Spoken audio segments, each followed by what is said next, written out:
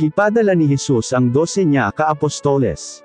Lucas Kapitulo 9 versikulo 1-6. O sa kaadlaw ni ana gitigam ni Jesus ang 12 niya ka apostoles.